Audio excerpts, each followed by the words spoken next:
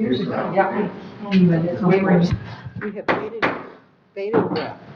Good afternoon again. We will begin this meeting. It's a budget work session.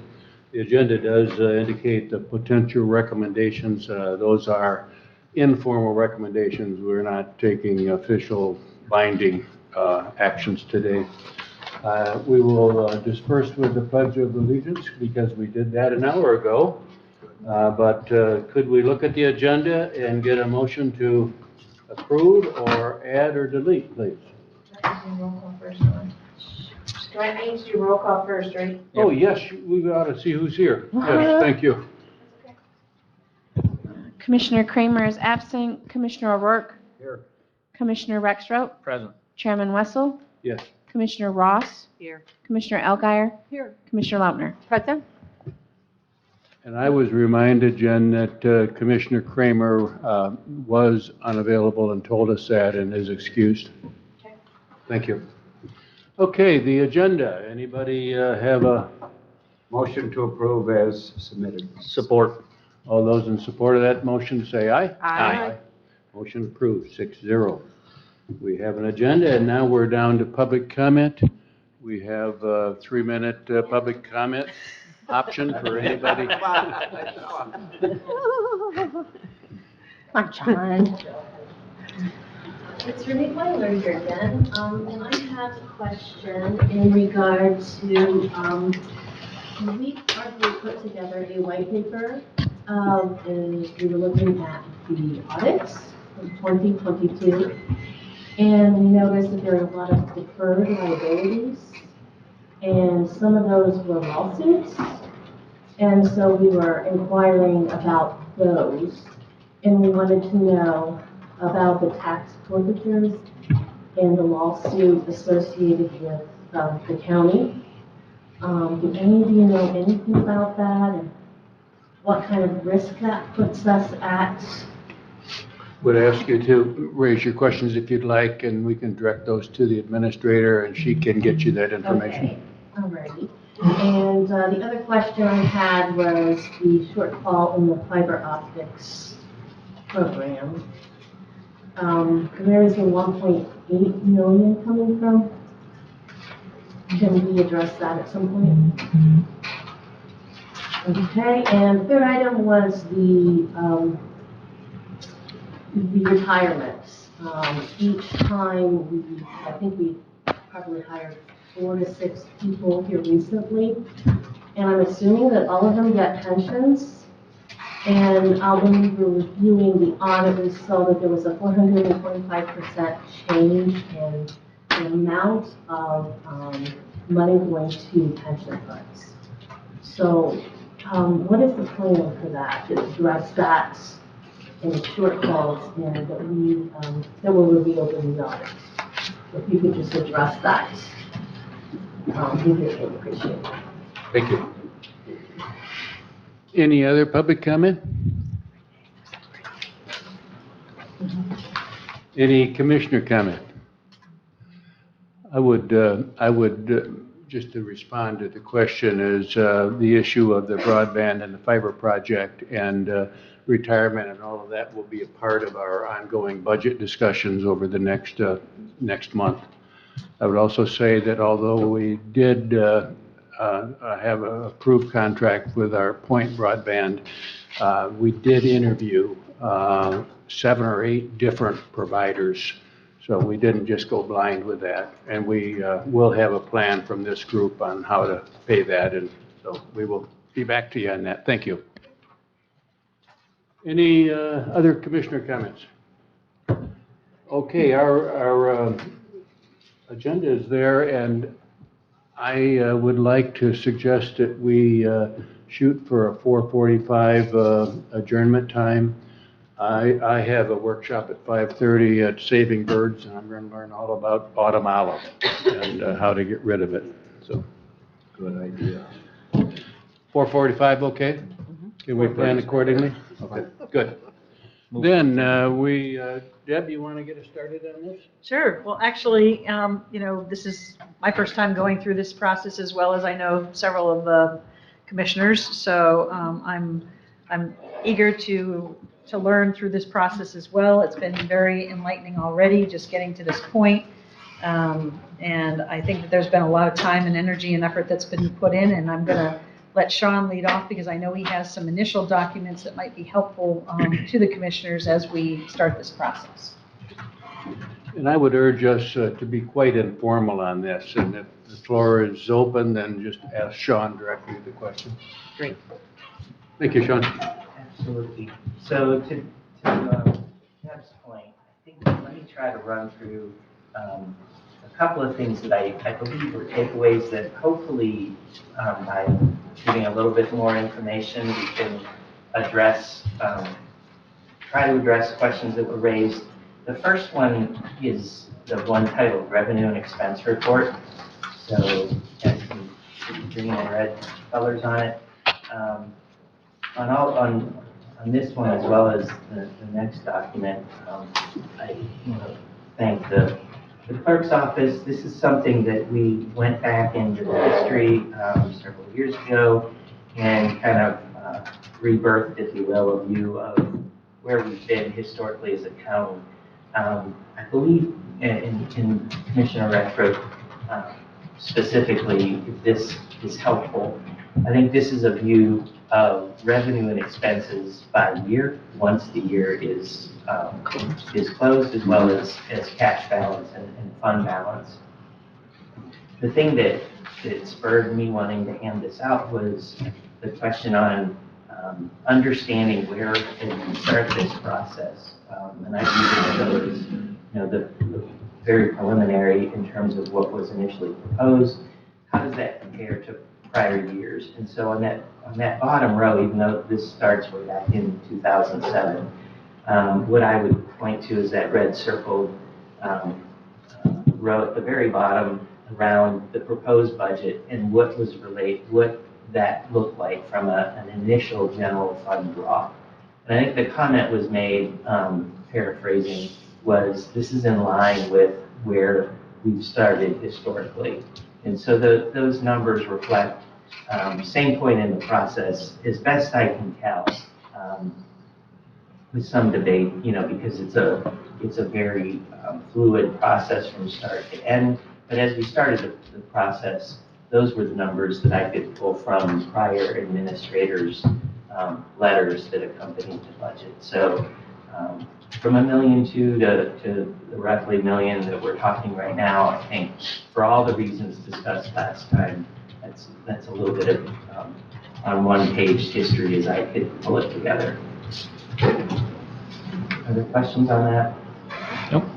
The second, yes. I guess my only problem, and I'm going back on some of these years and trying to remember, sometimes there was anomalies and Yes, sometimes, in some years, you gave more than 250,000.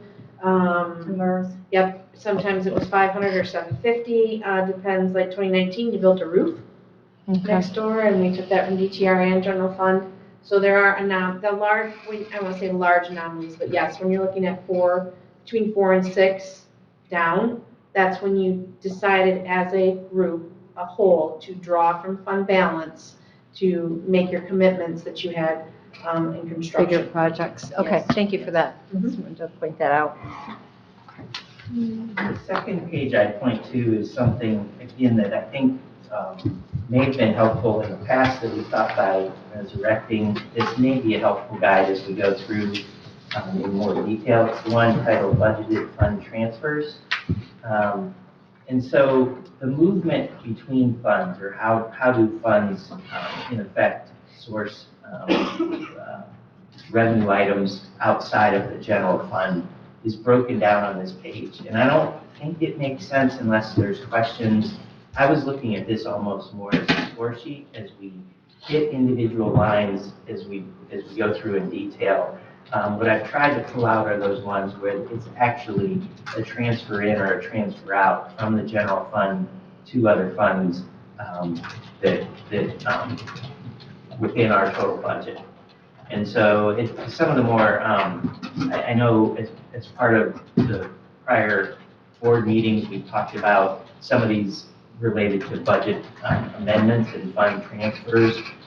specifically around emergency services and 911, for example, and having to make moves within the year to fund that. This is kind of the roadmap on those items between funds. And so I just give it as a point of reference unless there's questions with that.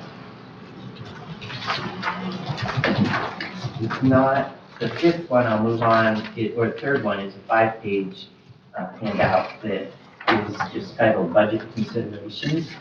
And so in this document, what I've tried to do to make everyone comfortable that as things come up, that I'm hearing it and catching it and merely trying to make sure that everybody's comfortable that there's a recommendation that we'll keep coming back to on any of the items that we start to discuss. And so, what it really is, I've broken it down into a couple of sections. The first one, honestly, we talked about last time. So that first page is all around the assumptions. We spent some time on revenue and expenditures. And the key ones we hit. Commissioner Lochner just mentioned, for example, the MERS assumptions over the years. Right now, what this would say is, as a key assumption, a starting point right now, there's an incremental unfunded liability contribution of $250,000 in this initial proposed budget. So these are items that are quote unquote in the budget, but I think the things that we have not spent any time on yet by design is, as you flip that to the second page, exclusions of note. And so what I've tried to do here is group things as logically as I could, knowing that we've hit items or had discussions on items, or department heads have raised items as we've gone through the process to get to this point around things like staffing levels, which is the first group to the line in the middle of the page, like items 15 through 24. There's a group of things around just general expenditures that for whatever reason, like we can hit the reasons as we go through why they are not in the initial budget. But if you remember, there's some kind of common practice of what we have let through to the initial proposed budget without discussion. These are the things that we thought warranted discussion, if you can do it that way. The Okay, third so page- Sean, Yes. before you go, so these Yeah. are not in the budget, Correct, correct? Okay, correct. all right. With one exception, Melinda, it's a little bit, here's an example. So line 29, 30, and 31. There have been discussions and there's been a proposal and we've received information requesting we look at how we consider substance abuse programs. We can talk about that. There is a line that is in the budget with those, but that's a consolidation or a different way of dispersing or covering those services that we could talk about with these. The rest are not in the budget. Except for 29, correct? Or no, I'm sorry, 28. Funding discussion expected. I should put a note next to that. So we're going to keep running into this too. It's a good point, Commissioner Ross. So from the start of time, unfortunately, Things we are moving. have things that come up before the board. This one came up in the last board Yeah. meeting and was approved. So it is in the budget. It is not in the book because we Oh, have, okay, gotcha. as the book stood, it was prior to that action. Okay. And so at some point, we'll have a cleanup call to pull those things into the book. I just want to make sure that, that we're holding numbers constant so you don't feel like they're moving around in between meetings. And then we'll take the guidance on when it's time to actually start to insert some things where there's a consensus. Okay. That makes sense? Mhm. The third page gets into more capital outlays. Some of them were in the CIP plan, others were capital outlays that came from department heads as you get down to like 46 through 50. Again, not in the book, but I think worthy of discussion as we go through the organization of the departments. And then the last page this one's the least clear to me, to be totally honest. It's another group of things that were excluded as you get to page 5, like items 69 to 81. I separated them only because I have less information about some of them. So sizing them, in a number of these cases, there were concepts ahead of the sizing. And so there are items that we could consider as we go through the budget. Again, they were more of a note. I've been using them as a note to myself. So as we hit each one of these departments, that it spurs the thought to make sure that we bring this item up while we're in the detail of what's been proposed. So again, I look at all 3 of those, hopefully those documents as tools. I'll certainly try to use them, but if they're helpful to you, I didn't want them to sit on my side of the table, so to speak. Any questions on those collectively? Yeah, I need to address the 850 ARPA fund not committed. Yeah. When we did the point contract, there had been extensive discussions with providers. And they were offering a price that was a fraction of the costs described or associated with other providers. So we jumped on it. We had 850 left in ARPA funding. The big question mark remaining was District 6 and part of Casson and Solon and part of District 7, which for good reason, because Spectrum was there doing work with RDOF. There are still a significant number of people who we have not provided any funding or anything to, and that is going to have to be addressed probably this year. While Spectrum is still working in that area, any work by them to cover those not included in current plans will be cheaper now than asking them to come back later. And we have a whole lot of people who are waiting. I won't say patiently anymore. They've been waiting for a couple of years for some hope. So that 850 would probably cover hopefully 3/4 of that cost. So we have to be very careful with that 850 that we have left of the ARPA funds, and make sure that in the end we have provided for all citizens in Leelanau County to have broadband, not just some. Because I don't know how we justify saying, well, you guys, really don't need it. That's not acceptable.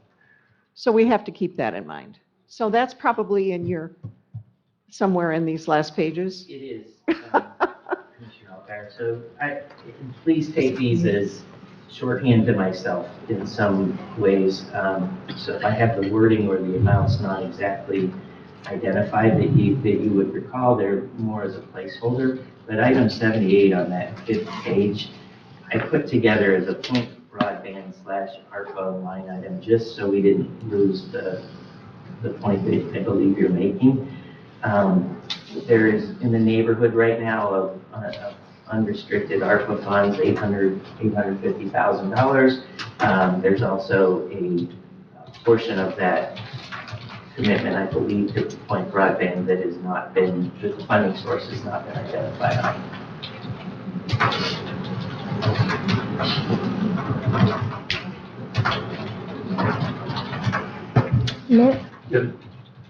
So at one time we thought we had, at the time we did this, we thought we had a couple of years before we would have to find the 1.2.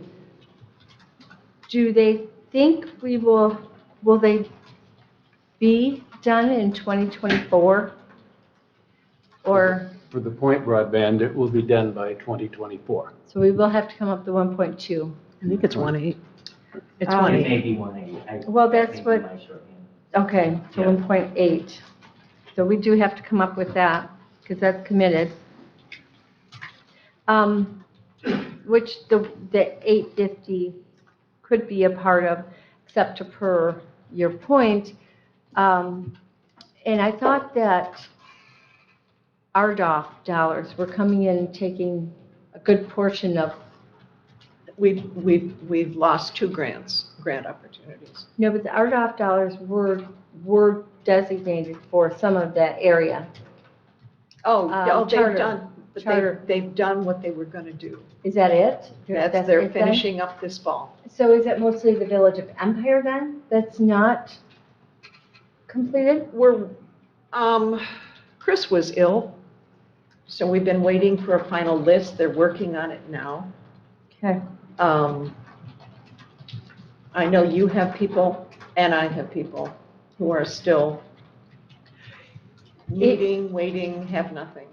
So also, while I'm on this topic, I had somebody come up to me and they're really upset because they said the county pulled point out of one area in Solon Township and told them they had to go north. And I said, well, the county didn't. We never made that decision. So where is that coming from that some of my people are saying, well, the county said to move north instead of west, as we had discussed. Chris, our consultant, Chris Schaefer, has been working diligently with the contractors, and the direction that he has given to the Point Broadband Group was do not put fiber where you're competing with Charter until you get the maximum number of unserved I see. residents served. So- Because they were going through Elmwood Township for both. That's why they were told to go west first Right. and north. Right. Go north, yeah. So Chris is going to be reporting to us at the September Executive Oh, Committee good. meeting, Okay. and he can update us on all of that. I will have them tune in then because I'd like to add one more fact, that they were also having trouble with homeowners associations. Even though some of the people may not have had okay. any broadband and really wanted it, some of the homeowners associations were saying, well, you can't come here. Okay. So, yeah, just go serve the people who have I don't know nothing. that we have any homeowner associations. They were encountering that, believe it or not. In where? Oh, they were In the encountering south part some? of the- I wonder if yeah, it the was in south Elmwood. part of the county. Okay, maybe Kimberly? Okay, we shall see. Thank you.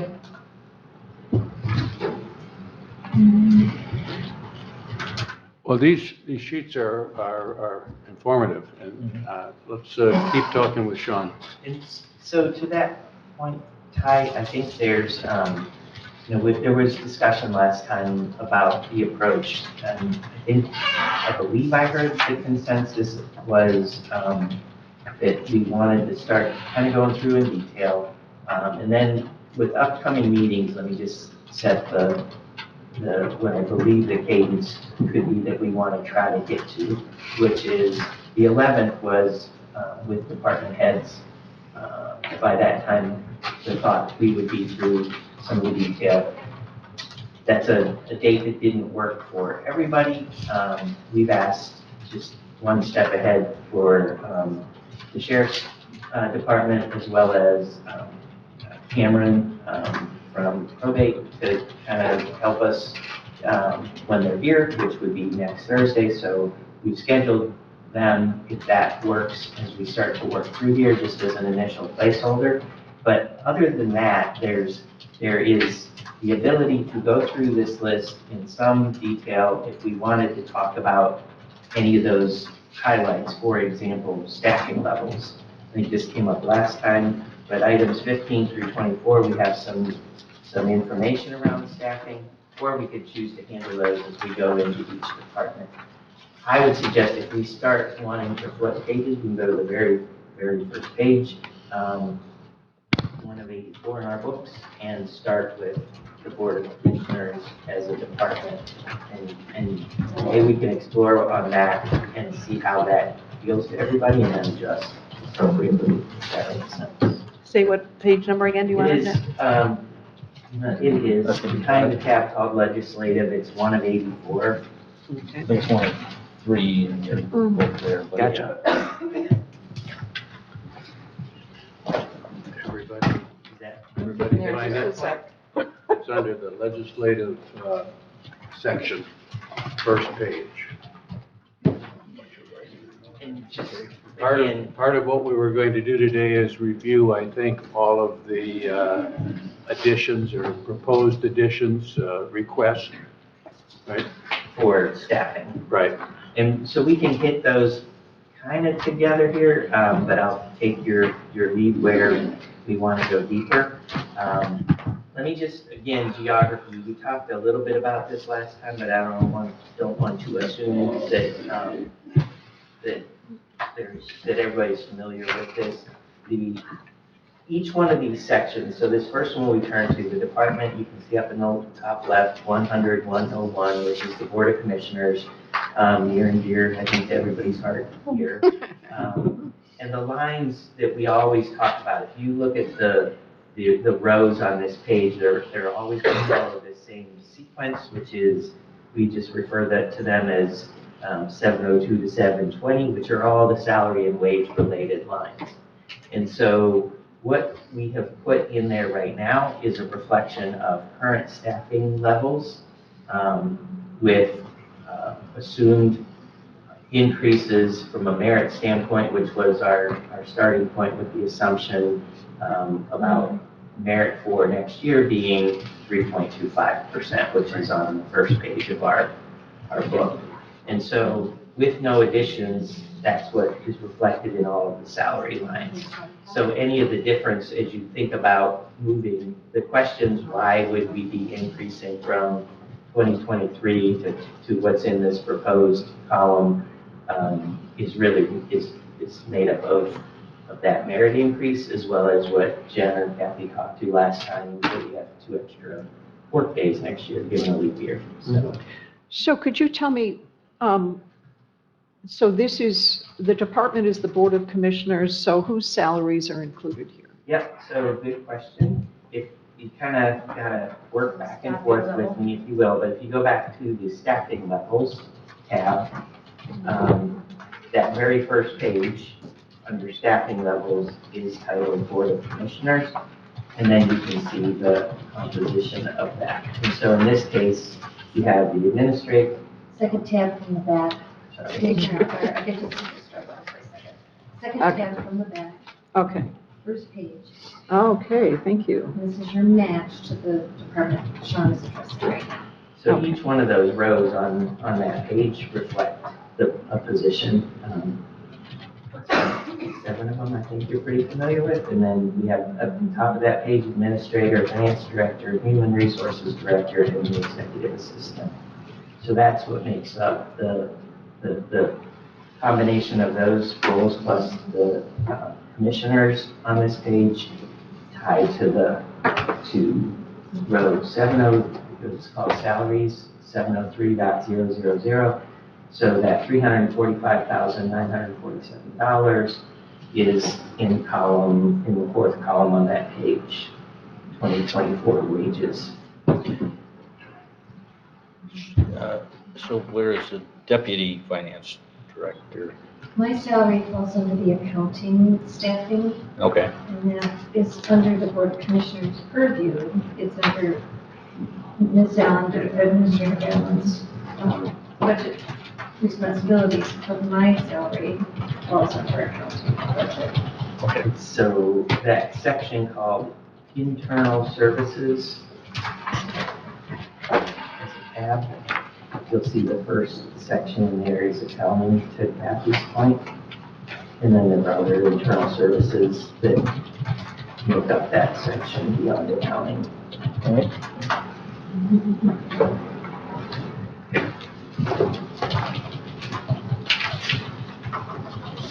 That's two employees, Yes. and there is an accounting staffing level in the staffing level tab. It'll be They're in numerical order by department in the back. So if you look in your lower right hand, the page marker, it'll be 825201 worksheet. And that's the accounting portions, the two positions. So from- page 72 of 84. So from a helicopter view, if I go back to the total numbers on this Board of Commissioner Department total, and I look at, I just follow across, I'm on one of three, I see 2022 audited is 914. I see 2023 amended budget of $1,048,000. This is on one of three. This is the helicopter view. This is not in the depth of where you are. This is expense. I went back into something because you're looking at that thing. So I'm looking under expenses, the one of three. Oh, even farther back. Yep. Okay. So, I see 2022 audited at 914. I see 2023 amended budget at $1,048,000. And I see our budget amount here approximately 200,000 less than the 2023 amended budget. So what you're missing is the prior Board of Commissioners contracted with Chris Scher, and it's under special projects. Your special projects in your 2022 was very large, and some of that carried over to 23. So when you're going to 24, you do not have an agreement past October with Chris Scher on your broadband. His contract payments are over. So the decrease is the special projects that you've done, like I believe Mason was in there for a couple architect last year, as well as then this year amended. So that's, if you're gonna go line by line, that's what Sean's gonna do for you. You'll see where those differences are. You're gonna find them probably in your contractual and in your special projects. And even though Point Broadband won't be finished till the end of year, Chris will be fine with stopping getting paid in October. I have that contract for I Sean to don't think review. so. I would object to that until the whole county is covered, because we have some folks that really would love broadband just like everybody else. So it's reasonable expense. There's something else there. I assume he's probably not gonna get paid for the rest of the project, I guess. All right. We're gonna have to pay him to continue until the rest of the county is covered.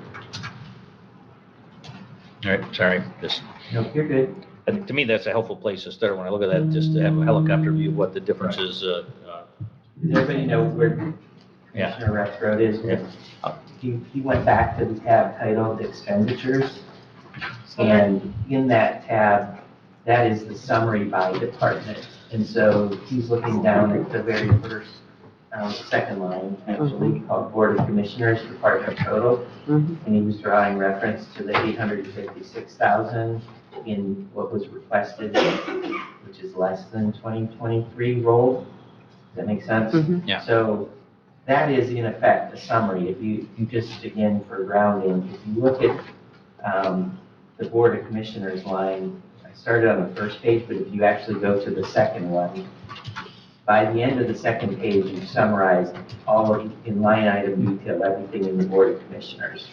And so that 856,000 falls in that very far right column at the bottom of the page. Mm. So hopefully we keep kicking and tying. Okay, yep.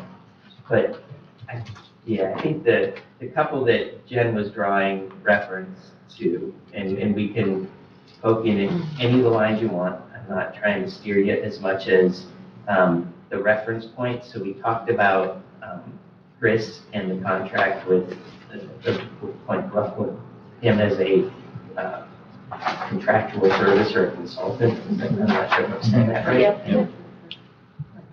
But if you go to row or account number 801 called contractual services, what you'll see is we've already spent more this year than we're budgeted for next year. So as of June 30th, we were at $13,265 in there. Some of those are items that were one-time to 2023. So for example, we had a contract with Raymond. I believe it was $4,000 that we had spent $4,000 on that engagement with them through June. Our prior administrator had consulting time in the first quarter, which is in there as well. And so those are the kind of things that make it difficult to look for the trends, maybe, where we're going, Commissioner Rexroth. So in that case, you have an item that is lower in the proposed budget than where we already are halfway through this year. And we could further explore at the transactional level if we want. I can show you the detail that kind of makes that up. It's kind of like when you go into a project, a lot of times the Board of Commissioners will take on that project in that EDS. For instance, Gosling Zubek did a surveying, and so that was in the board for 23 to make sure the site for the new tower. If you're going to do a project manager for a possibility of a build out in the basement and you want to hire somebody, typically we put those kinds of costs there unless the auditors reference that it should be part of the project. But a lot of times it's the start and you never know if you're going to go that direction. So we typically look at that as a contractual, something that you've hired somebody to do a service that we don't have on site, instead of using like buildings and grounds as a catch-all because that's all cost allocated, is the mindset. Yeah, got it. I guess as I'm looking at this, my goal is like, are these realistic numbers? Because there's no sense in starting with numbers that don't make sense to begin with. So, I mean, it seems like in the 7 months I've been here, we do a lot of amendments to everything. So, how close is this to, as we look down? So, for example, in the line item that we were just in, contractual services, or 801, you can see what we did was break it down and try to eliminate the items that were one-time in nature. Okay. So we brought that back in line to $12,000, which would be a run rate of some of the other items that are in there. And again, with any heads up, I can go run you any level of detail to show kind of what we pulled out of there. I think the most material one is 967. It's on that second page. And I think this is kind of where Jen was just explaining. And you can see that year-to-date, we spent $55,000 there, and next year we have $15,000. And that's a bulk of that drop from $1 million to $856,000 that you were looking at. On that one, I have in front of me, just know that was going to be a material one that we might hit first, is exactly what was just discussed. And so the main item in there is DCS technology design, which is Chris, I believe. That's been running around $6,400 a month. And as we get into 2024, the question would be timing of that contract, which I think Jen was referring to, and whether that continues. But that's the biggest item that's been in there to date through 2023. And so there's some other miscellaneous items in there that are special projects, like Jen was just describing, where before we move something to a capitalized project, you'll see some items that eventually may get reclassed. But so I don't know if that's helpful, or what I was hoping to do is if there are items we want to go deeper in, happy to take away the homework and come back with whatever level of detail that we want to explore. I see several that are no increase from 2023 amended budget as I go through, and I guess is that realistic expectation? I mean, I don't know of anything that costs the same next year as it does this year, so I'm just wondering how. 727 office supplies, postage, repairs and maintenance, attorney fees. There's a lot of those that don't seem to have changed from our amended budget this year. Is that a reflection that we didn't spend or don't anticipate spending the amended budget, or is that? Those would be items submitted by Deb. And so in her going through her budgets, if she didn't see a change, she doesn't mark it to ask for more or to take down less. So if there isn't anything significant that I'm anticipating in terms of a change from regular operations, I mean, there could be cost of living, I mean, there could be some inflation additions, but there's nothing. You have, year-to-date, your office supplies are at 4,600, but you've only plugged in 300.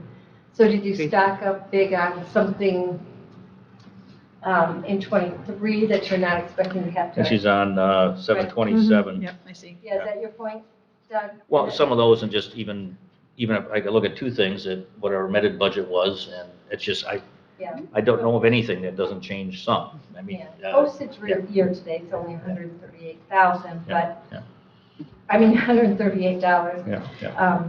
They've got 600, so that's. As long as you're confident, I guess I'm just trying to feel like I'm looking at numbers that are real, that, and then to your point on the office supply is a great question.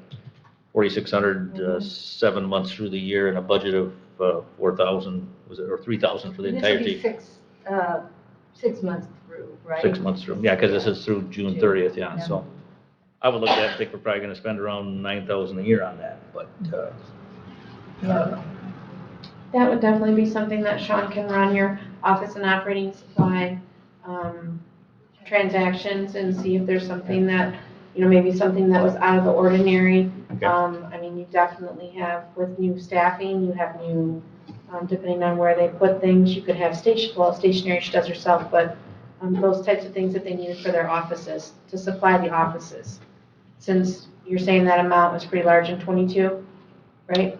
well, 2023 year-to-date is 4,600, and our budget is 3,000 for 2024, so. Yeah, so you could look into So that. last year was One 4,000. thing- I can think of one thing significant, I think that's in that line item, is the printing, the brochure, the Leelanau County brochure that comes out each year that is produced from the administrator's office. We'll have to look, we might have put that under printing and I publishing. think we classed it as supplies. Okay. Yeah, That's that's every because other year. Printing, it was $1,800, and Oh, so there printing and wasn't enough. publishing is only a budget of $2,000. Yep. So I'm And it's pretty very possible, like, again, if it's an every 2-year thing, if it's not caught at time of, so like for 2024, your directory will most likely stay the same, but in '25, you may want to up that if printing has gone up. But a lot of times, we just keep it the same. I understand where you're going, and you just kind of, so like that 15,000 that's in your special projects, you don't have anything delineated. So in the previous administration of those 10 years, that 15 was built in, and it kind of encapsulates in the event that we have to advertise, you know what I mean? So you can't, we don't really go for that master expense. Like, let's say, for instance, if Human Resources needs to advertise for 2 positions next year, I don't believe that's in there. You know what I mean? We don't dial it down to that. It's Oh. kind of a generic, Yeah, that would be an unexpected, I mean. yeah. Right, but you may want to start to budget for that. We haven't in the past. You know what I mean? Those kinds Right, of things. right. Another example, the very first item, overtime. You know what I mean? Like, we are actually at a point higher than that year-to-date date right now for overtime for the executive assistant because she's salary. And that's one of the things that we've proposed is going to make that I'm sorry, she's hourly, and we want to, it's been proposed to move her to salary to eliminate that unknown. So that's something that's going to be a consideration that's in the discussions for later for, part of that. So those are things that we budgeted lower based on the recommendation if we move that to. Our per diems having an increase year over year. We pay the same in 2024 per diems as we do in 2023. All depends on who asks for reimbursement. Not every commissioner asks. Yeah. So yes, is it 15,000 something? Mhm. That number I've plugged for over 12 years. All depends. If you like it, if you see a trend and you want to move it higher, most definitely, that's where you do that right now. You make that recommendation to plug it, and then the staffing levels get adjusted. I just don't have the trend information, so. Yeah. It should show you the last couple, right? Yeah, and they can get further back if Yeah, you want. 2022 audit is higher than 2024 budgeted, but, yeah. What's your trend for 6 months? Is your trend 6 months worth so far through June?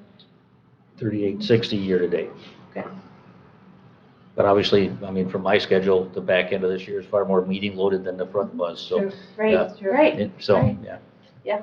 So Anyway, 15 is I'm just asking, I guess, in general, I'm just No, trying to make that's sure your that what I'm first looking time. at has been Yep. We're trying to vetted, give and you we're a little looking bit at of real flow. numbers, Yep, so. there's a little bit of flow in those numbers. We had a lot of extra meetings last year too because we were hiring an administrator and doing a budget.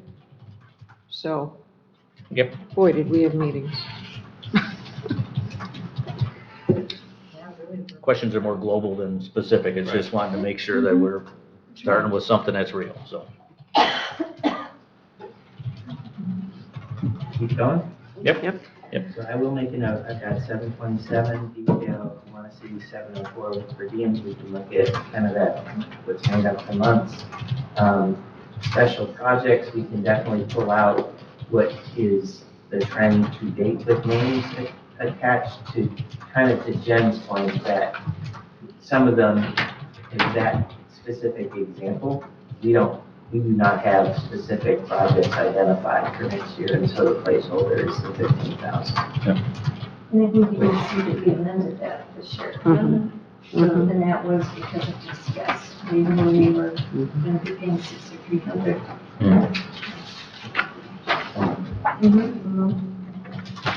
The only other item I call out in the Board of Commissioners line items, I think we talked about this last time, but just to make sure that we're all clear. So line 801.002 substance abuse grant.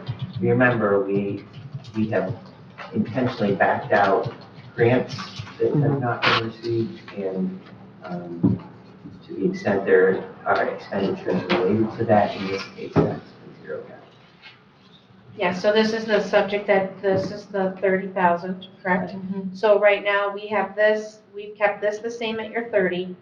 And then, as Administrator Allen was discussing with, Sharon Vreeland, right, with Leelanau Family Coordinating Council, is that that's part in this where they want the build out of the opioid? Well, 8102 is actually the grant that we get, the C3 grant. Okay. So I think So- that's slightly different. So the intent is that has typically just been a pass-through Right. to them, but there's been some discussion about the possibility of having that run through a different agency. So to that point, Deb, that's why we, at least for right now, those lines, we hit on earlier, 29, 30, and 31 from the little cheat sheet. Yep. I suggested we need to come back and kind of talk about those collectively. And we can make adjustments based on your direction.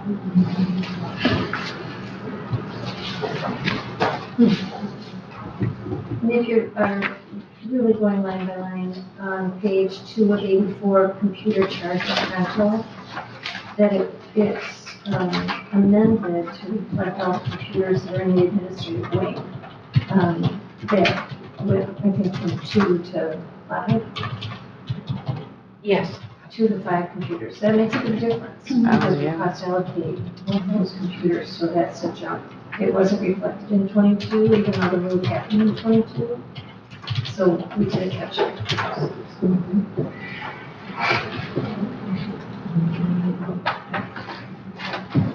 Other questions on the Board of Commissioners? Oh, I should add on the computers, that does include laptops, in case anybody had a question about the computers associated. So it'd be your positions and then your laptops. So if there's, 4 staff and you're thinking 5 computers or whatever, and we weren't able to get with Leanna yet to really configure what was added for 23. So does that also, it also includes the Board of Commissioners? They don't have laptops, they have But iPads. iPads. Yeah, those So are is that- paid for and not in there. Okay, Nope. okay. No, it's whatever is basically held within that IT department for repair and support. Okay, thank you. And contribution to other agency is what? What's the Could amount? be council of 80,000? 965. Council of Yeah, Government 960. Oh, staff. that is your PILT. So it's the portion Okay, of the PILT. treasurer's fund. Yep. So that's the portion of PILT money that comes in through your revenues. And then there's a formula that Sean has through John that was board approved, and the amount gets sent back or distributed to those units. So probably Glen Arbor, Centerville, or Cleveland, whoever's on that lake shore. Yep. That's what that number represents. I think we just rolled it, did we not? It's been the same, Yeah. Yep. Yeah, I think it usually comes in a little less, or we haven't had it going more, so. So that's a revenue. Yeah, so the revenue comes in, expenses go out. Used to be that they came to you each year, And then John passed something where they come, he did it once, and then I don't know how many years that's for, but that's what that is. And that's important money for the townships. The other portion of your PILT that Sean will touch base later goes to support your communications Motorola payments to that fund. We cost share into that to create revenue for the Motorola project that started a few years back.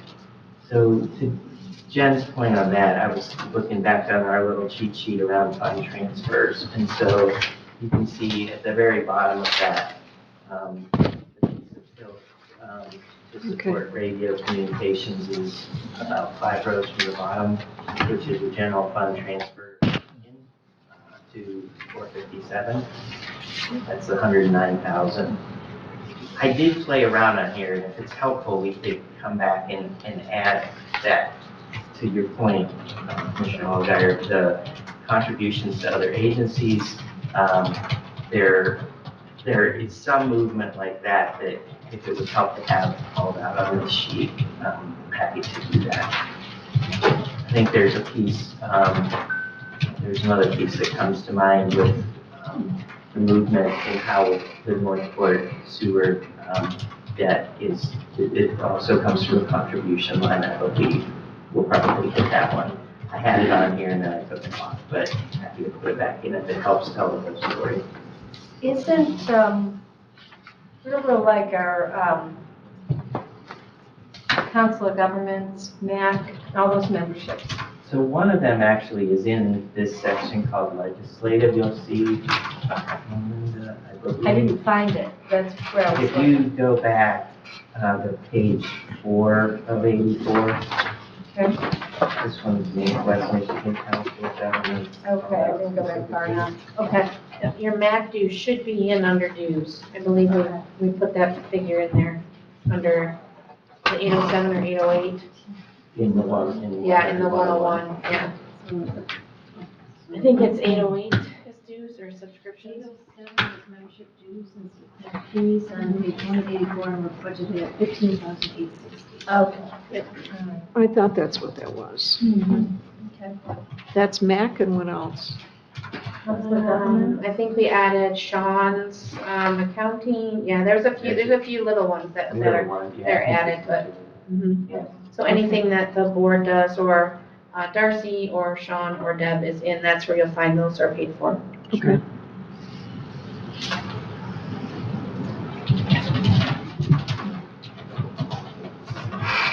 Other questions on that one? I wanted to use that one almost as a little bit of our entry into this because, to your point, hopefully on each one of these, Commissioner Rex wrote, that same thought went into, do I move off of prior years? What would make me go up or down?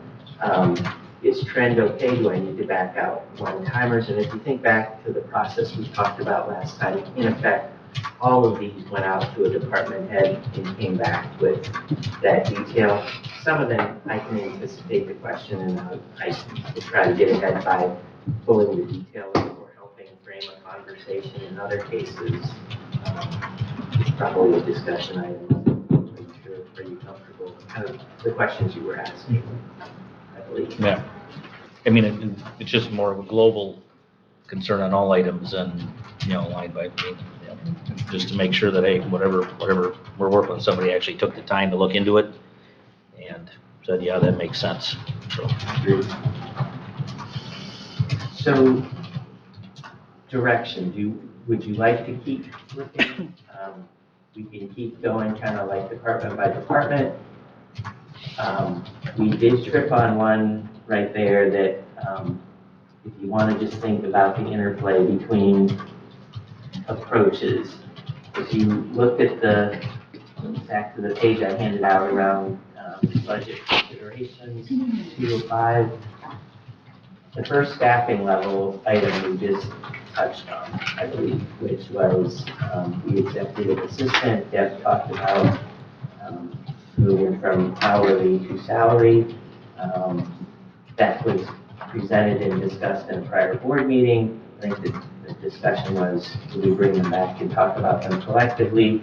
The top of that page 2 is what I've captured as we went through compiling each of the department's submissions. And the first one would be line number 18, if we wanted to hit that right now, or if we want to come back collectively and look at any of the staffing level items that should be summarized on that page. That makes sense? My preference on all of the staffing increases and adjustments would be to take them as a package so that we see the whole picture. Yeah, I don't disagree with that, and maybe further into the budget process, so Okay. Okay. And assuming we make adjustments, then, I mean, if we accept this one, then I assume we'd go back and back overtime out of the, right, so. That's correct. You would be approving a new staffing level. The staffing level would have to change and be reflected, which then touches those line items. And we could pull that out. We actually have the detail on that, Yep. Commissioner Rex wrote, which is doing exactly what you just described, which is salary up, Yeah. Overtime down. overtime down, holiday work down. So you can pull that apart. Yeah. The next tab being involving public safety, is that why we have our, They weren't I didn't tee them up to make them talk, but if we want to go, we did. But can I just hit on Yeah. the third page just quickly, because I think we touched on this too. Doug, is Yep. the attorney legal fees. Yeah. So this would be an example, and I just wanted to pause here, not because it's a material change. It actually isn't that material of a change, but behind here would be a contract. And what we did in putting together the $88,700 that's called out for account 100211800 was look at that contract into next year that we have with Holstover.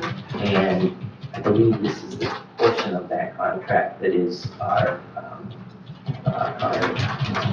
retainer as opposed to specific items that we would be budgeting. This is exact to the contract or the retainer. Right. Non-retainer charges, we do incur those upon occasion, and those are charged to the department that needed to have the service of retainer outside the scope of our retainer contract. And for Board of Commissioners, that's reflected on page 1 of 84, and it's your line item 800, which is just below the one, which is contractual.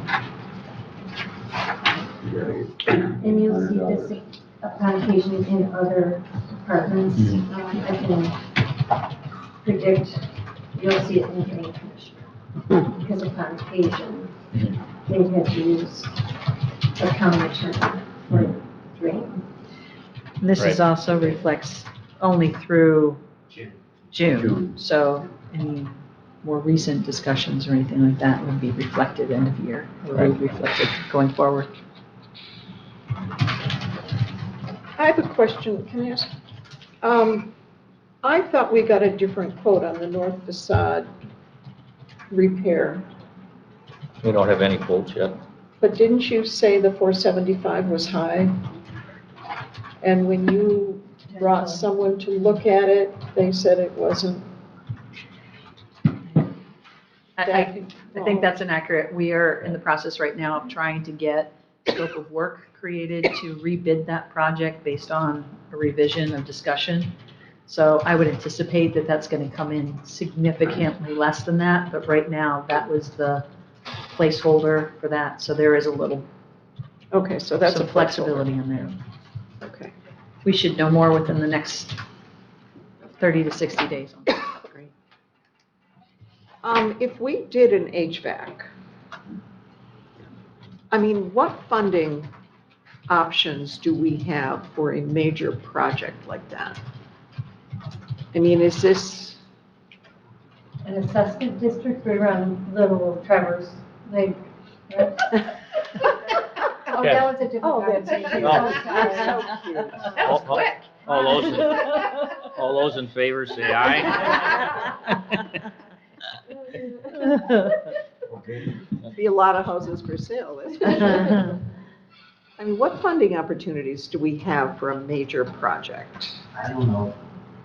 John, John has good time. John. One of the things that you can take a look at is on the first page I passed out, if you look at the cash position and the change over the years, you can see where we were at the end of June.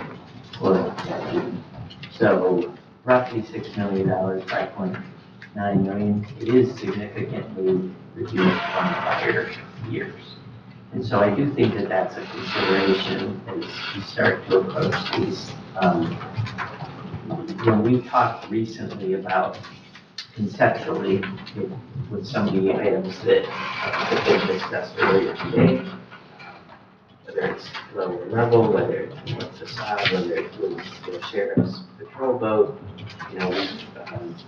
we have been looking for creative alternatives that can exist. Some of those have come through the suggestion of tapping into the revolver for DPR. So, but I think it's a fair question, Mr. Allgaier. I think we've got to be disciplined as we look at projects, as we start to go forward, to think about them holistically and with the forethought around, at some point, there are contingency levels and investment considerations that I think John is balancing that need a lead time to consider what could be up to and including, in the short run, I don't believe we've bonded anyone. When we look longer term, there's opportunity as we talk internally to get beyond the law enforcement center repayment. Hopefully, you look further into the future, but some of the tougher choice, I think, now starts to be, we talked about a placeholder for MERS. We talked about other items that are on there, but I think there's trade-offs. Well, we've put that HVAC thing off for several years. And I think, so this one's this shouldn't be Sean's opinion, because man, I know nothing about HVAC in my own house, but if you look at line 39, what I did just for your discussion at least, or consideration, I believe 39 is what has been in the capital improvement plan around HVAC. There was $1.9 million in that budget. I think that the conversation which I was trying to support here so that you have the information is that an either or as you start to consider items like that. And the either or on this one is we've been trying to make do with things that are smaller solutions like the heat pumps. And so there's a line item in here that it should kind of be one, maybe it's one or the other, maybe there's a deferral or a timing, but I think that gets into the whole discussion, in my opinion, of there are priorities within a capital improvement plan, but there's still sequencing probably needs to be discussed with those, from a timing perspective. And what do you want to slide off, and are there any trade-offs? And to that point too, the bids are out right now for that project. So we're waiting for those bids to come back. There was a concern by the engineer and the architect that perhaps we wouldn't get as many bids as what we initially, when we did the walkthrough, there was only one company. So they wanted to extend the timeline for those bids. So the intent is that by the September board meeting, the board would have those bids and know what this cost is going to be. That has been delayed now. Laurel, what's the time frame on that now? The end of September. Okay, so the end of September. So a final determination on which way the board would want to go forward would obviously be dependent upon what kind of costs are we hearing from the contractors to actually do this project. Is it 1.2 1.9, or is it more than that, or is it significantly less than that? So I think, unfortunately, you won't have all of the information to make that decision until we get those bids in. So that's going to be a little bit of a, but an important point to keep in mind, because at one point, you're going to have to decide which is more cost effective, to continue on the path that we're currently on and stay with this program now that, you have 20% of the heat pumps replaced. At what point's the tipping point? So there's a lot of factors to consider with that specific expenditure. And it isn't just a question of, we can continue the least expensive way of just replacing heat pumps. It's the system we have in place, but the problem is getting the heat pumps. He's going on to eBay looking for parts to patch these things up. We can't go on forever. We're going to have to tackle this. Is phase 2 the chilled beam portion? That's my understanding. And that would have to be, even if we stay with the current system, there's probably going to have to be some upgrade to the current chiller, I believe. So it seems like for a major expense like that, we're going to have to be talking bonds or something. We don't have a couple $1 million sitting around, and we're not going to. So the last thing. So we are going to have to do we'll have to talk to our treasurer. Mm-hmm. We bonded the jail. That's the last thing we bonded. Right, and that's up in 2027. Yep. So, this cash balance, that's cash balance and investments, there's John? It is cash and investments. And so if you go to the balance sheet, it's basically everything. It's all the accounts that would be cash or liquid For the general fund, for the general fund. not DTR. But we haven't transferred money into DTR from this, right? You haven't transferred from DTR into the, No, I'm talking about general fund. If in 2022 we had 11 million and we're down to 6. it's just because you're just collecting, this is, as of June, you're collecting your taxes in July. So, okay, so this doesn't say year to date. I tried to, I'm sorry, that one's a little confusing because I just pulled the most recent balance since we don't have a 2023 number until the year end, but. Okay, so that's right on track then, if we haven't collected our summer taxes yet? Yeah, I don't want to put anybody on this, but. Yep, that was at 6:30, that was your lowest point. Correct, All right. Mr. Treasurer? Okay, well, somebody asked me that question the other day, and that was my answer. We just haven't had summer taxes yet. I wanted to make sure. All right. And since our treasurer is here, I would just like to throw out that question again. Yes, I see you. If we decided to tackle HVAC, what funding opportunities, options I are? would suggest that we would seek external financing for that. Any seats that we have available for the completion of the project. I think that a bond or private placement, just commercial paper would probably be sufficient. But we do not have the resources to build the outstanding requirements. So that brings up a point with broadband, we finance within this, the 1.8 unfunded liability, I shouldn't say unfunded, but we're 1.8 short with broadband. That has to be, there's things that we have to do. And even if we go out to finance that, if that were your suggestion, then in this budget should be something to accommodate interest and payment charges for that.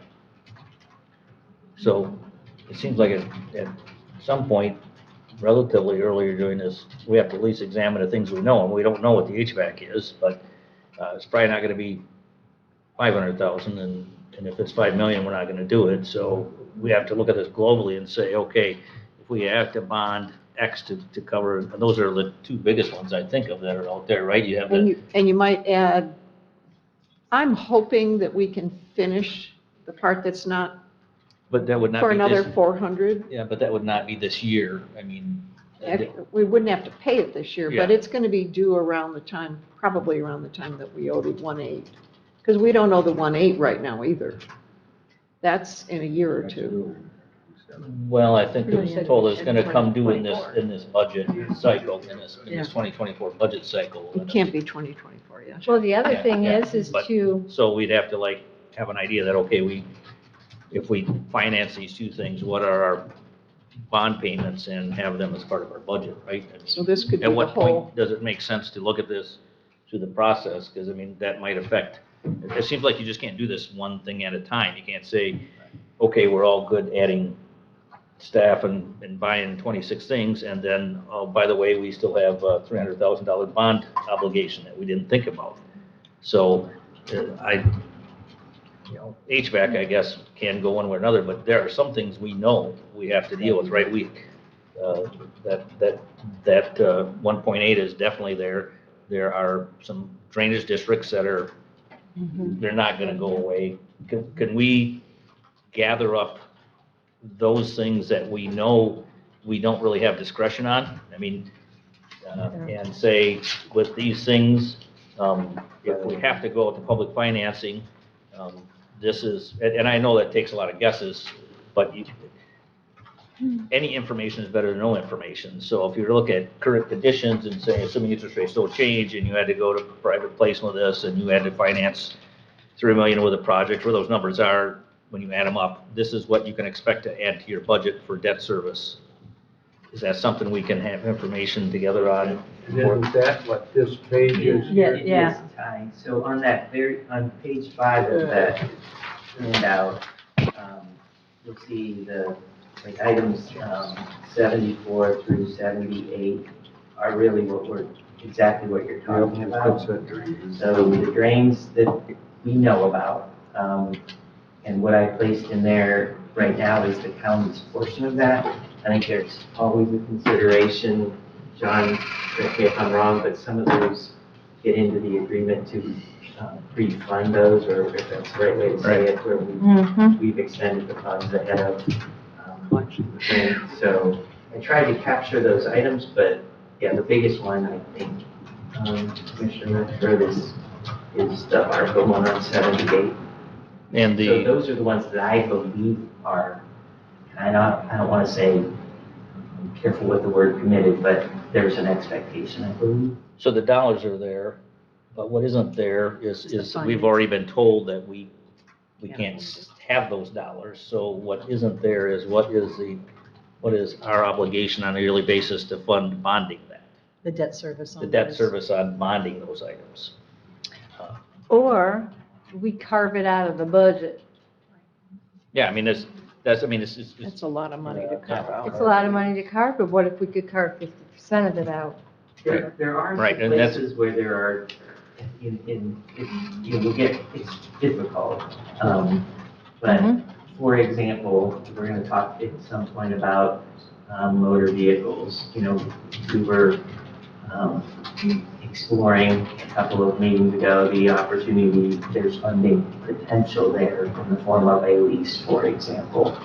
Now, those are going to feel like slivers compared to 1.8, but you start to identify some of those items, and I do think there's optionality with some of the decisions, even to Melinda's point, I believe, with items that may be in, quote unquote, in the current budget. It seems to me that it'd be very helpful to take these items here Yep. and then get John and others at the table to see sources of income. Right. And see where we end up before we look at any of the departmental requests for Right. additions. I just don't Committed see, priorities, is what you're saying. Right, it's just like we know they're there, and so. And Is that attack it? those first. is 2023 a really good time to think about bonding or borrowing? I'd have Today's rate. to think not. No, it's interest rates are highest they've been in 20 years. Yeah. And when will we know what the total SEV for total collection, when are we anticipating that we'll start seeing the impact of those dollars coming in from taxes? More than 23 option. So we'll have, by the end of the year, 95% of our collections. So we'll have a significant portion. So that's going to significantly change the number that's reflected right now, that on the other sheet, the 5.9 million. Is that? So that's going to give a different perspective too in terms of cash on hand. Well- Because that's what's going to bankroll you for next year. Okay. Because we'll draw that down to June of Okay. 24 and we'll still be in that cash flow. Yeah, and if you look at the trends, it That's it, doesn't yeah. look real good for 2025. The difference between cash flow and available funds, I mean, just, Understood. yeah. I can have just a last Yeah. issue. I'd like to have John a question. Bonding, is that a vote of the people? Or can this board indebt the county without a vote of the people? I can't answer that. I can't. I think it's a, I think it's This a, was built for cash. This building was built for cash. this one was cash. The jail was bonded. But I can't remember. It went to, I think the only thing that went to a vote of the people was whether to move the county seat. And I think just this board voted to bond. I know, because I voted no. I just didn't know. I voted no to bond a jail. So I think it was this board. I guess that's an additional cost. Mhm. You gotta ask for a vote. Oh, yeah, Right, definitely. right. No, but things could have changed, right? I mean, that's been a number of years ago. This is something. I don't think so. Not on that one. In I any case, wouldn't it seems know. kind of strange to be talking about how many paper clips we're going to buy next year when we have several $1 million items we haven't addressed. At least in my mind, those are like, you got to figure that out. And like Commissioner Hunter said, if that involves making some hard decisions somewhere else, we just can't make believe it's not there. So we have to come to some closure on how we're going to do that. And it seems to me like a top line priority in this process. I think when Sean and I sat and talked about what this would look like, you were waiting for you to give us direction. Mm-hmm. Would you say? That's right. I think where you're going, Commissioner Rexroad, is we talked a little bit in various, John and I have talked about cash flow reporting and how do you want to look at that? Because you quickly get into some of the projections around that I think we talked about in the last budget working session. And I don't want to, I'm cautious to say that when I look out there today and see $5.986 million in cash, what does that look like at year end, and what does that look like by next June? I don't know the answer to that. I think that it's figure outable, if that's a word, but that's going to I use that I word. like that word. I think that needs to mesh with, if we're going to do a little bit of homework on sizing of some of these, I mean, again, on the fly, we probably need to go back and give some thought, but I would think that you would do it in some broad ranges that sound like, what if you're talking about, like, per million, what does that cost? But you wouldn't do that anything less than several million. I don't know that it makes economic sense to borrow in some of those things. That's different when it's collateral backed by, a vehicle, for example. I think that gets, you get to smaller increments and maybe make some sense with that. But I don't know, again, I don't want to put anybody on the spot, but I'm not sure that I alone could give you that modeling answer. Well, could we, between the two, just give us some options based on those things? So we would have, I mean, right now, it's hard for me to give you direction when I don't know anything about how to do what you're asking, the borrowing, it's not my area of expertise, but we're going to be asked to make decisions based on having at least some of that information. So I don't know how to get there other than ask you to come back and say, here is, and I guess we probably need to define at least, I mean, we know we have the 1.8. Do we need to give you information, pick off some of these things and say, these are things we all agree that we probably have to do, and I don't know how to move forward, I'm talking out loud, to give them something, do we? I would just say, if you wanted to collectively think about it, it sounds like with your HVAC now getting pushed to the end of September, is that what you said, Laurel, right? You may want to push that you do not adopt this budget in October, and you wait, and you find out, what you're going to look at, because the other thing that we stated with you in the first meeting, we are revenue poor. We don't budget revenue high. So Sean's put a couple extra 100,000 in there for you to make us all smile. But like John's saying, that collection could come in with another $800,000. And right now, if you formulate this budget the way it is, that would be more money than what you're showing as your revenue coming in. So it is possible to move your statutory, and approve this budget in November so that you can have a formulation and a number of what are we going to need for that bond or debt, or is HVAC even on the table for next year? I'm just throwing things out there, October is just it's a deadline we've always had in the past. Last year it was as late as the last meeting, December or the regular session. So, timetable, it sounds like you have a lot of unanswered projects, I guess you could say, that maybe then you can't seriously sit down and make a decision about staffing. I see where you're going. It's hard to say. Right. We're making a $100,000 decision, we haven't decided the $3 million decisions or the $4 million decisions. And we what the impact Four is. of us have never made any of these decisions before for the county. I just feel so new at this process, so. Just an option. That wouldn't change a lot of things per your suggestion, but. What was that, Kathy? We get to do it every year. You know what, I would actually support that idea. And by then we'll have a number to complete District 6, 7. We are hoping for a grant from the state. By then we should know if we have it. That's a wing and a prayer perhaps, but we believe in wings and prayers sometimes. I don't see how we get between HVAC and paying for our broadband obligation, how we avoid doing some sort of bond. That's just way too much money. We can't carve $4 million out of our budget, for gosh sakes. But that would help us make a more intelligent decision. But what I'm struggling with,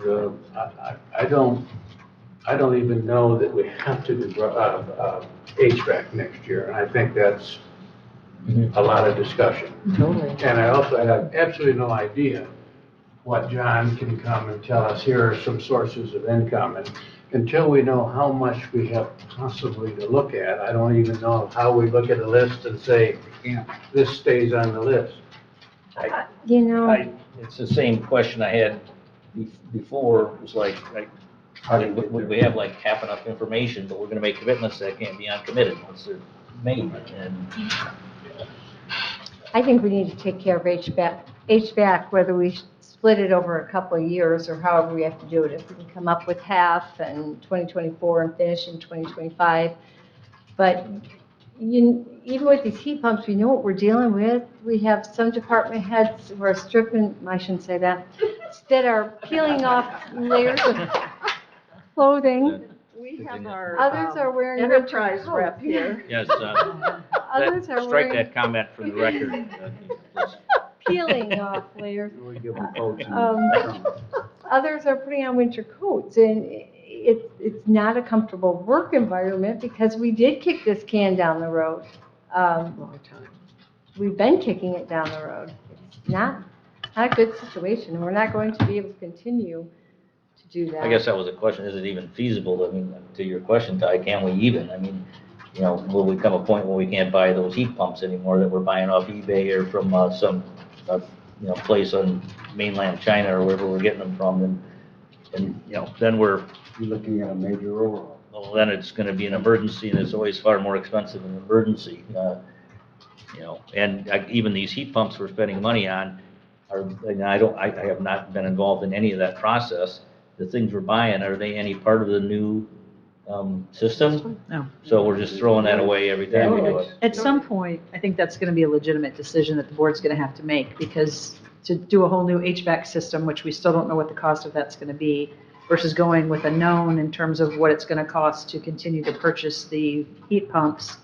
And I will get some information in terms of heat pumps and find out, you know, if this was, it was an issue when we had more of the supply chain. I don't know if that's still as much of the issue, but there are a variety of different heat pumps that are needed. So there's smaller ones, there's larger ones. So I think to get, I'm actually had requested a proposal from DNW so that we could talk apples to apples, and I haven't received that yet. So we'll follow up with them to find out just kind of what, if we continue to go with the system that we have, what is the viability of that, and what would the cost be? So if we replace all the heat pumps tomorrow, Well, we wouldn't need to do that because the life of the heat pumps are 10 to 12 years. The problem is the heat pumps we have now are going into 15 years. So we've had to replace a portion of them, but at some point you're going to get to a point where you have 30% of your heat pumps are new and would be viable for the next 10 years versus the balance of them that will have to be replaced. So, I mean, that's I'm just saying it's an option. And the I new don't know system if that's they're proposed new. doesn't involve any equipment that ages out, it lasts forever? Well, the cooler, the chiller, I think is one of the things that would have to be, that I've heard from DNW, and that's the proposal that I'm waiting for. So. Yeah, but I mean, if we spend 1.9 million on that system, do we not get to a point where some parts of it starts wearing out also? I mean, I assume so, yeah, so. Yeah, there's So- always going to be a component of that that's going to be a maintenance issue. So we just kick that down the road 10 years till it started wearing out then, basically, or something like that. That's I'm not questions. an engineer. That's questions for the engineer though, that I don't know if I'm gonna ask. I was not here for any of that, so I don't know, but that's, yeah. Would it make sense for our next budget meeting to have somebody from BWS have that for us? Have John here to talk about all sources of possible funding and ask the question about rates and does even bonding even make sense? And then after we hear that, then it makes more sense to me that we prioritize this list. I'm in agreement with that, because it's hard for me to even get to these decisions when, So he has, there's some information, number 70 under capital outlay. This one. So what I did, this is one where I put in kind of either or, knowing that what we've been doing is actually moving down the path on both.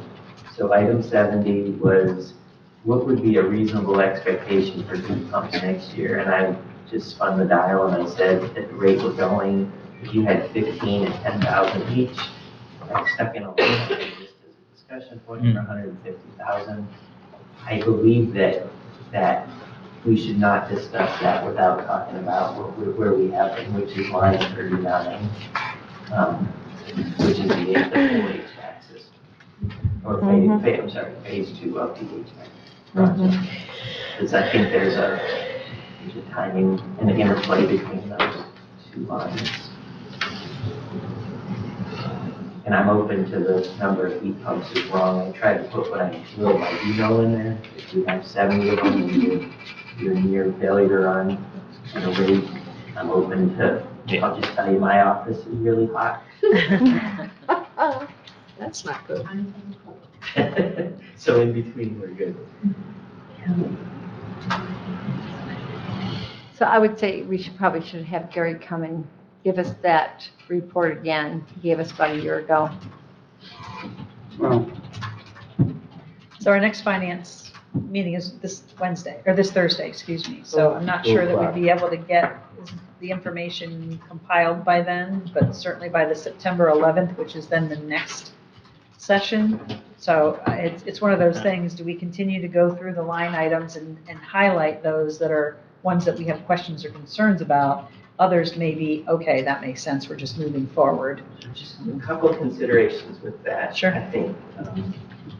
So two of the larger and maybe more complex departments are the sheriff and child care with CAM. And so those may make sense to explore. There are capitalized items in there that maybe stand a little bit alone. They're not the kind of the global government center and things like that may make sense to make some progress on. I hear where you're going, Commissioner Rexroth, and I personally struggle a little bit. I think the way that, say, a lot of companies or organizations would come at a budget cycle would be with an expectation on an ongoing basis. Like, what's a reasonable level of capital expenditure every year? CapEx. Right, and you'd be looking at that, and you're trying to manage to a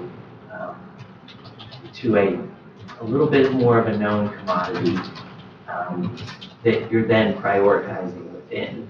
It's a challenge when you have right off the bat the two large line items we mentioned with unfunded broadband and a large HVAC number that would probably dwarf any number that you would alone put on a reasonable annual CapEx expenditure. And so there's some giants there that probably need addressed. Within that budget though, and it may be too late to, rewind the clock on this year, but I do think there are a lot of interesting conversations within a normal CapEx expenditure for Leelanau County that may be worth talking about, depending on if we can get Gary or whoever it is that we would like to line up. So just thoughts on if can we still make some progress, even though I understand the reluctance to jump into this. We're still going to operate. There's that's what we do know, we still have to operate. Sadly, with regard to just operations, for the big projects, we can't increase the price of our widgets because that's not what we do. So, to what Sean is saying, we could continue just looking at the operational stuff that isn't going to go away. It's got to go. It's Right. going to keep us That's our moving job. forward. It's a filler till we get the information. I think that's a reasonable approach. I mean, you just can't make if you have a department in here and they make their head a case about, well, I need 20 of these things and I need 5 more people, it'll be, well, I don't know how that's gonna work yet. So, we have, I like the idea of going through to the ones that are quote unquote kind of struggling with the word, not required, but we think there's not a great option not to do some of these things. Because I think that list, remember, has things on there like Leland Dam that we haven't talked about with a couple of items. I might look at that. I would need help to say, yeah, that's not a negotiable one. Like, we kick that can as far as we can too.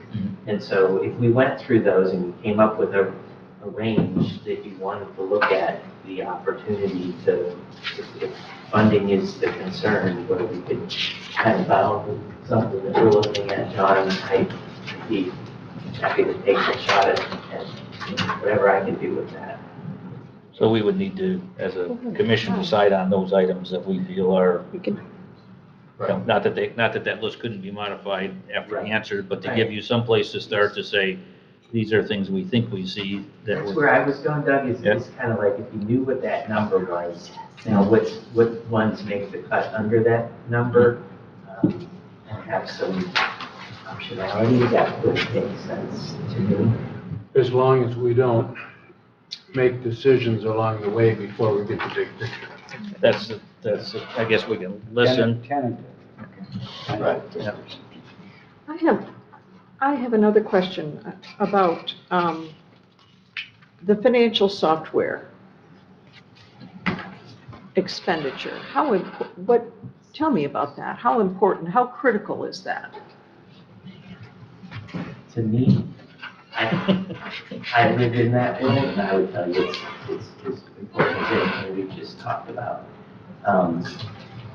The way, I guess, we haven't had a chance to kick this one off, so if I'm starting in the wrong spot, tell me, and we could back up, but I really view this, I almost wish we could undo the linkage to the word financial software and kind of think of it holistically. How do we, from end to end, how does government work? And words like enterprise, ERP, enterprise requirements planning, or think about the way that departments today work and what systems that they rely on.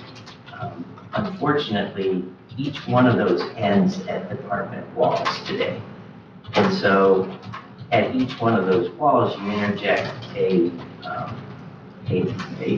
point where it becomes a manual process to receive in over in building safety that doesn't pass through each of the gates, if you will, all the way to the back. To me, the pieces that are critical in that last component, the majority of our offices work off of a single system today. I think that unfortunately that doesn't extend that last step to things like accounts payable. It doesn't extend to payroll. And so the opportunity, there are efficiency opportunities at the end of that chain, and I think there are control slash, when you're doing everything manually, you're right for the challenge of human error, but also the redundancy, or how do you backstop that when you're dependent on a subject matter expert who's doing something manually.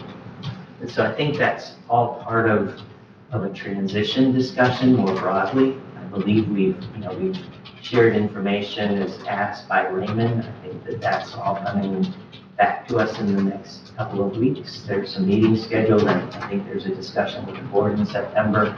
But that's the way I would think about it, when to me, it is an investment in how do you want government to kind of work. And I think I've heard a lot that that's the general ledger.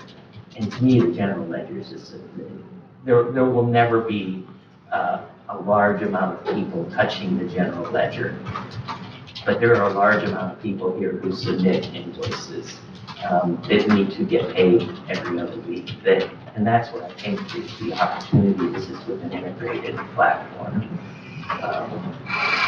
So I don't know if that was too much, too little, or starting in the middle, but I think that's what we're going to hear, honestly, from some of this transition work. I'm just gonna say, I'm a fan of that, huge fan of that. I mean, government's different business, but, we spend money on, so if you put a piece of information into our system, it is available everywhere in the system to anyone who needs it. For review, it comes in once, it goes closer to the system, and there aren't so many people, it's all there, but it's just immediately transparent and available. Got a lot less hands touching it, and you don't have such a reliance on, once it's, now the painful part is the setup of something like that. It's extremely painful. And it's a hard, and it's a long window. Right, but once it's done, then you're more reliant on what's called systems in place than you are, because you have procedures and systems in place that things come in and they go where they need, and the efficiencies are amazing, and the information will be available to us in real time that It's not as easily, not that people are doing a great job right now, it's just there's a tool there that's not available to them. And I feel like to do service to it, we need to have at the right time, maybe, that would be appropriate. I don't want to say, like, I'm not a huge fan of demos and vaporware, but I do think that I could give you real live examples that I hear frequently of folks who work in other counties who are used to using BSNA to trace down some of their own invoice questions. They can't when you don't have that functionality, that last step today. I've had questions asked of me from department heads, especially maybe new to our process.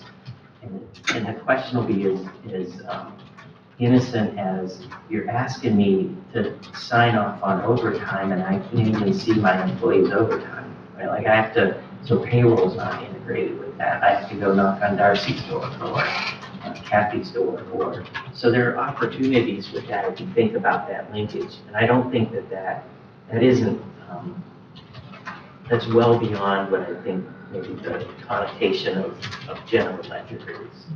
There's also some mandates that are coming in terms of chart of accounts that are being required from the state that we continue to put off. It's not something that we have to do tomorrow, but it is something that's going to have to be updated.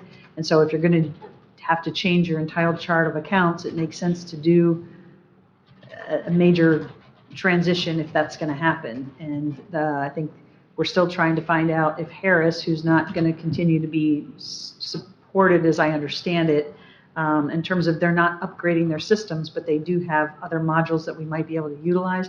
So it's not a system that's, and I'm not sure that I'm 100% on this, but I know that there's some concerns about the current system that we use.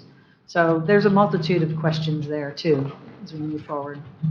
Could I suggest that we take a 5-minute break and then we come back and plan how we want to go forward? Sure. Sure.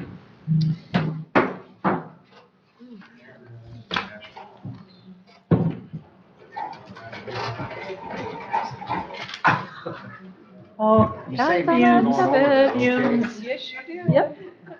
Thank You know what? I was gonna go over I this. am gonna get it. Thank you. While we were taking our break, Sean and John and Deb got together and maybe they have a recommendation on our next session. So let's start with that. My dad's farm. Well, I think that we had recommended that we move forward with, bringing in the sheriff and allowing to go through some of that process. And then also, as Sean had mentioned, to also bring in probate to talk about, because those are the two pretty significant areas. And in the meantime, we will be working on getting information about the bonding, the rates, or any other commercial rates that are out there, what the potential might be. We'll be looking specifically at the 1.8 million for broadband, and because there is a scale of, you know what I mean, there's a scale to asking for money. The more you ask for, the cheaper it is. So Why don't you ask for 2? Because we do have to do District 6. Don't. So then there's also, if we're looking at, at this point, we'll look at probably, another, probably 2 million for the HVAC system, at least as a placeholder. So you went for a total of 4, that gives us a ballpark of something where we're No. at, then, right? No. No? Why? We need the figures. We're not Not- saying, not we're not authorizing anyone to deciding. do It's anything. just the understand cost that. to borrow the money. We're looking for figures. I don't want to borrow the money. That's where I'm coming from. I really think we just can't keep expanding. And I know I'm a little bit happy because I've been reading some of this, and we are looking at any of this on top of all of this, and then saying, but we're going to go out and borrow over here. We're going the wrong direction. We're going the wrong way. The wrong way. We invested in broadband for our citizens. That was an important, necessary investment. Absolutely, and I agree with that, but I mean, I don't disagree with one, but do you see it? Where in here would we take $4 million out of our operating budget right now? I'm open to that discussion. I just don't know where that can happen. I'm not saying we can carve 4 out of here. I'm just saying we can carve some out. And I don't think that we can do Yeah. expansions on top of that, because that's where I see this going. Like, it's just, in 2023 is not the time to bond and not the time to borrow money. I think we really need to cinch some. I know there's some in here we can. It can be painful, but we can cut back some of this. Not all 4 million by any means, but we could. And I would like some figures. Please. Agreed. Well, I guess we have to know options either way to make decisions, so I don't know. Yeah, we need options, we need figures. And I'll get information from DNW to get clarification on what their proposal would be going forward if we did not do the HVAC or looked at other scenarios. Well, we will hear from the treasurer on potential sources from him. And I hope we hear from the finance department on some potential savings along the way. I mean, I'd be interested in saying we could reduce this some.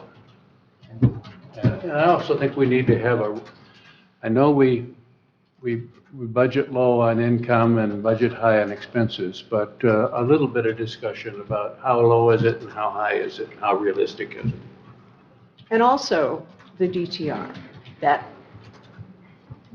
ephemeral fund out there that, It's part of the discussion, and it's part of the larger discussion, Sean and I were just talking amongst ourselves as to how low we really want to get ourselves down to. We could get creative and pull $3.5 million out of the coffers over 18 to 24 months to get these projects done, but we would be flat. You should have a reserve.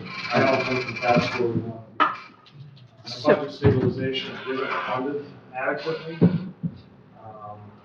to warrant drawing down our fund balance down to 0. So I think the timing of it, the source, and wise decision-making as far as the total cost of projects is all going. so maybe a figure on bonding 4 million, bonding $1.5 million. I'll come up with a number of different scenarios with different values to them. It'll be for discussion. Good. And you could also give us a number that you are comfortable with drawing down. I mean, 3.5 obviously is out, so what is the number that you're gonna say we're comfortable with? And not now, but you'll bring that to the next. What do you think your fund balance should be a percentage? I mean, I don't know if it is a percentage as it is historically, the lowest point it is in July, right before we get our collection. before we get it right. And my estimation is July 23, we were down below $2 million in fund balance. That to me is a little hairy, a little scary. And it tells me that we still have funds to draw down and to expend, but our cash requirements exceeded what we had available for those funds. But fund balance is not DTR. Yeah. Not easy. Means we're outspending. I have a question about DTR.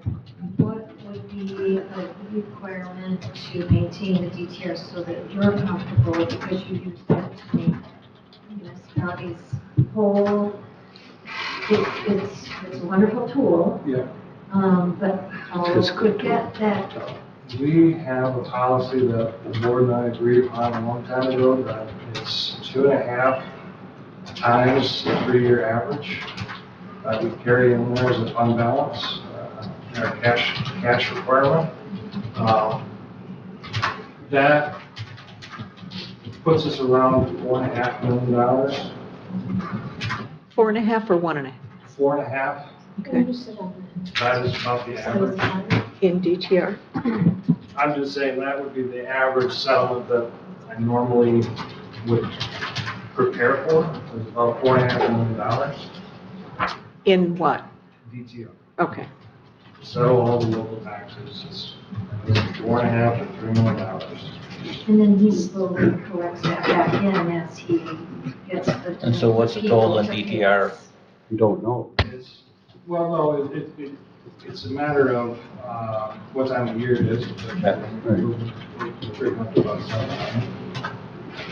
So we could draw that down significantly, but I gotta be comfortable that I can either borrow from the general fund to make my tax payment. To get through cash flow. Yeah. Not that you won't have the money, this is a Right, temporary but I cash just- flow. I gotta make sure it's there, otherwise we gotta have the conversation that we can bond for the taxes, you know, so that's something we can do, but not preferred. So- I just have a question, because this is kind of, we've been in this relationship as treasurers for a while. When we have people go delinquent, and John makes the townships and all municipalities whole out of the DTR, he's collecting those delinquent taxes from those taxpayers at 1% per month, 12% per year. So he's making good interest on that money in DTR, if that helps give you some perspective.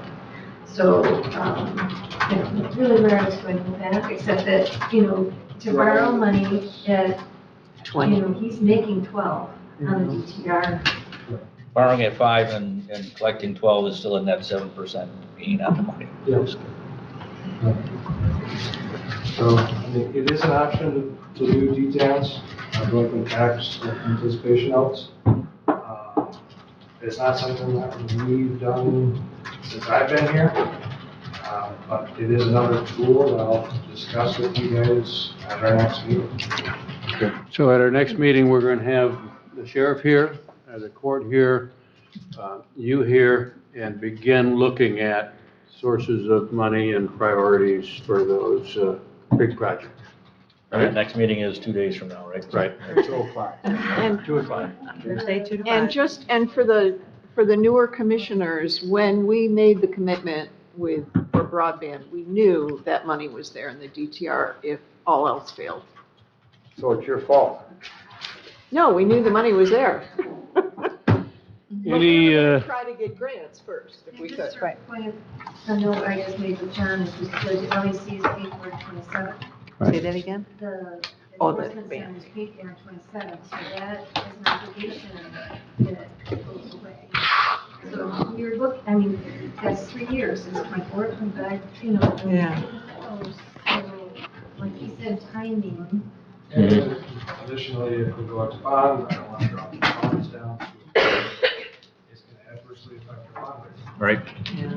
So these are all moving pieces that Sean and I don't have a crystal ball to say, here, this is our bottom dollar, this is everything above that you guys can spend, because we don't know what the outliers are. Oh, yeah. I don't know what the total cost for the HVAC is, so we'll take a stab at it. Expenses would be, And, I agree with Commissioner Lautner, we need to look at expenses as well. It's not trying to ignore that part, but we can't make believe we don't have a $1.8 million bill for broadband next year. It's there, and we got to find a way to pay it. Just one other thought, because I'm worried about this being out of sequence, because this is not diminishing the expenditure side, but one of the things we did on our little cheat sheet here was, I know this is near and dear to Deb's heart, is there's a funding source category in all of these, and so we took a shot at things that could be grant eligible. And I know we've talked about grant writers and kind of an approach to grants, but there is a revenue side to some of those capital expenditures that we may be able to take advantage of, but that is really hard. Is that? I might already. Right. It's hard from a central seat to, I need help with departments and folks close to the managers and the grant eligibility of those, but You just need to put grant next to some of the bigger numbers. I, Mhm. That's, I have a, I have this delete key Good job, Doug. Are we comfortable with leaving it where we are now and reconvening at 2 o'clock on Thursday with the agenda we've talked about? Might want to spend some time looking at those two specific areas, the sheriff's office and the prosecutor, or I'm sorry, the probate. Yes, thank you, John. Thank you, Kathy. Thank you, Sean. Can we conclude the business and go to public comment? So moved. Well, we don't need a motion for that. Are we done? Yes. So thank you very much. And we now are back at public comment, and you've been so patient, so come up to the table, please. Okay, this is Carrie Onan in Pemberton Township. Just a couple of things. One that I wanted to repeat, the shortfall in the fiber optics project, where that $1.8 million is going to come from. Are we going to find that out at the next meeting? Is that the intent? You heard the discussion tonight. We'll get that. I mean, we're going to solve that before we get done with the budget. Okay, so maybe that's probably, I get you. And then, Sean, I didn't hear, Please address the board. Please address the board. Just, right. can't answer. I wanted to just know who Sean is. Oh, You don't know? We'd be happy to, our new finance director, he's been here now for several months, so. Like I said, please forgive me. Nope. Okay, he's the finance director. Thank you. And then, where can we get a copy of not just the book, though we would love a copy of the book that he was referring to, but also the 5-page handout, 5-page handout, including the cheat sheet that Sean referred to on the general fund transfers. And he mentioned a budget considerations page. So where do we get copies of all of that? After the meeting, it'll be publicized on the Clerks County website. It'll be, say again? On the county website under handouts for this meeting. So the handouts will be there? Probably by tomorrow morning. Okay, what about the book? You know, we're glad you're here, but our public comment is just speaking to us. If you have questions, talk to any one of us after the meeting or talk to the administrator. We Yeah, we're can't not do the exchange. And thank you. I appreciate that. I'll get the lay of the land pretty quick. And then the pension costs that keep rising, this was the MERS thing, there's a 425% increase.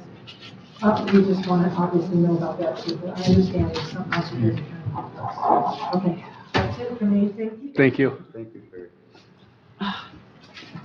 Any other public comment? Any commissioner comment?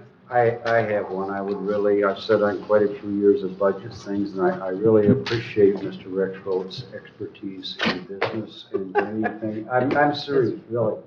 If you ask today, I mean, 99% of the questions was to Mr. Rexroth, and I appreciate that. Obviously, he's ran a business before. Thank you. Agreed. Any other commissioner comments? Then I'm ready for a motion to adjourn. So moved. We are adjourned.